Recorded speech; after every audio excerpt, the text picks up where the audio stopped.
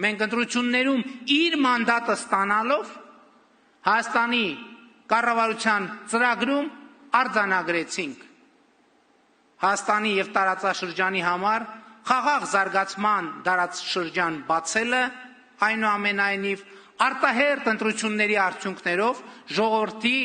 առաջ կառավարության ստանձնած մեծագույն առաքելությունն է։ Ես անընդհատ հիշում եմ այդ տեսարանը, ես երբեք չեմ կարող մոռանալ այդ տեսարանը, երբ որ 2021 թվականի արտահերթ խորհրդարանական ընտրությունների մեր հանդիպումներում ես տեսնում էի, առաջին շարքերում տեսնում էի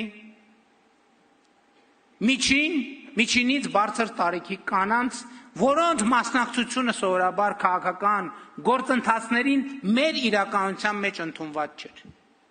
Այդ տեսարանը ինձ համար շատ կարևոր էր և այդ տեսարանը ընկալվելու անհրաժեշտություն ուներ։ Եվ մի պահից ես հանրահավաքի հանդիպման հարթակ հասնում էի կանանց այդ խմբի և խմբերի միջով անցնելով